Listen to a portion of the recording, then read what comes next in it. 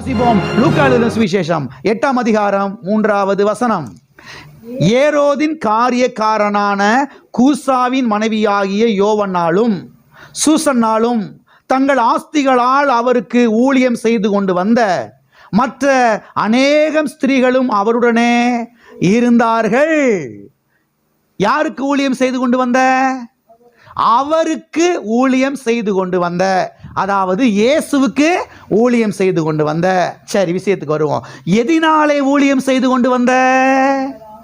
தங்கள் ஆஸ்திகளாலே, தங்கள் ஐஸ்வர்யத்தினாலே, தங்கள் செல்வத்தினாலே, தங்களுடைய சொத்துக்களினாலே, தங்களுடைய உடைமைகளினாலே அவருக்கு ஊழியம் செய்து கொண்டு வந்த அநேகம் ஸ்திரீகள், அநேகம் பெண்கள் அவருடனே கூட இருந்தார்கள்.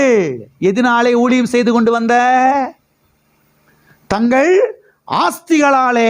அப்ப ஆஸ்தி இருந்தா ஆஸ்தியை வச்சு என்ன செய்யலாம்? எல்லாம் இருக்கிறீங்களா? போயிட்டீங்களா? ஆஸ்தி இருக்கக்கூடாதுன்னு சொல்லி தானே இன்னைக்கு சபைக்கு போதானே பிசாசு ஊழியக்காரர்களை பயன்படுத்தி விதைக்க வச்சிருக்கிறான்.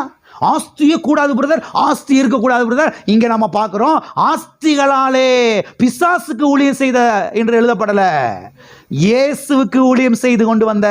அப்ப ஆஸ்தி நிறைய இருந்தா யாருக்கு ஊழியம் செய்யலாம்? ஆஸ்திகளாலே ஊழியம் செய்யலாம் இயேசுவுக்கு.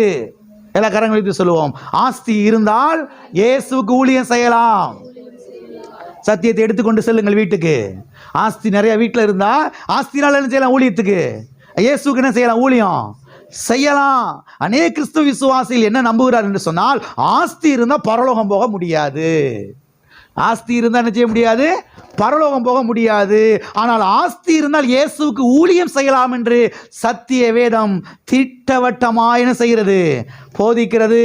ஆஸ்தி இருந்தால் ஊழியம் செய்யலாம், ஆஸ்தி இருந்தால் பைபிளை பிரிண்டிங் பண்ணலாம், ஆஸ்தி இருந்தால் ஆலயங்களை கட்டி என்ன செய்யலாம்? எழுப்பலாம். எல்லா கரங்களை வைத்து சொல்லுவோம், ஆஸ்தி இருந்தால் இயேசுவுக்கு ஊழியம் செய்யலாம். ஆமென். அது மாத்திரமல்ல, இங்கே நான் பார்க்கிறோம், தங்கள் ஆஸ்திகளால் அவருக்கு ஊழியம் செய்து கொண்டு வந்த அநேகம் ஸ்திரீகள். எத்தனை ஸ்திரீகள்? ஏதோ 1 2 3 எண்ணிடலாம் பிரதர், விரலரை விட்டு. அப்படி சொல்லல, அநேகம் ஸ்திரீகள், ஆஸ்திகளாலே ஊழியம் செய்து கொண்டு வந்த அநேகம் ஸ்திரீகள் அவருடனே கூட இருந்தார்கள் என்று. எனவே ஒரு சில ஸ்திரீகள் அல்ல, அநேகம் ஸ்திரீகள். எனவே நம்முடைய திருச்சபையிலும் இப்படிப்பட்ட ஆட்கள் எழும்ப வேண்டும். எப்படிப்பட்ட ஆட்கள்?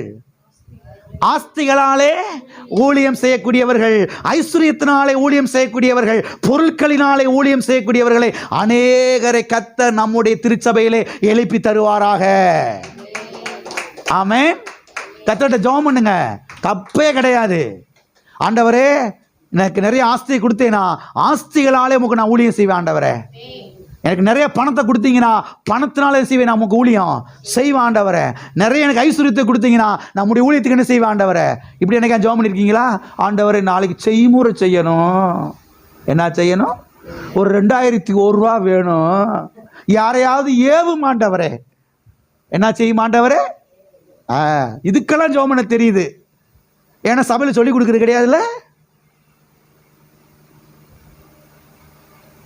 போகலைன்னா கேவலமாக பேசிடுவாங்க. ஆண்டவரே காப்பாத்துங்க ஆண்டவரே. 5001 செய்யணும் ஆண்டவரே. அவன் ஏற்கனவே 4001 செஞ்சிருக்கான், கூட சேர்த்து போட்டு ஒரு 1000 ரூபாய் செய்யணும் ஆண்டவரே. இதுக்கெல்லாம் ஜெபம் பண்ண தெரியுது, ஆனால் இதுக்கு மட்டும் ஜெபம் பண்ண தெரியல.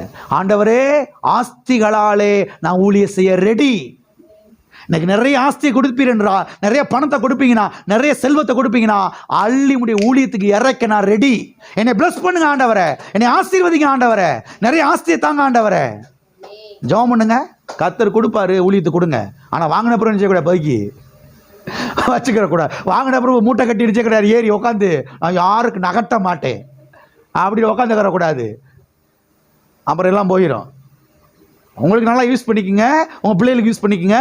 கர்த்தர்கிட்ட செய்ய நிறைய எடுத்து கொடுங்க, ஆலயத்துக்கு கொடுங்க, இடம் வாங்குறதுக்கு கொடுங்க, ஆலயம் கட்டி எழுப்பப்படுவதற்கு கொடுங்க.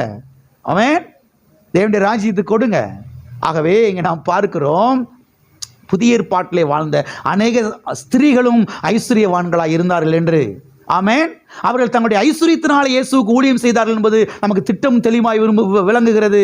எனவே நம்முடைய தேவன் ஐஸ்வரிய சம்பனராய் இருக்கிறது மட்டுமல்ல, அவருடைய பிள்ளைகளாகிய நாமும் இந்த பூமியிலே ஐஸ்வரியவான்களாய் இருக்க வேண்டும் என்று கர்த்தர் விரும்புகிறார். ஆமென்.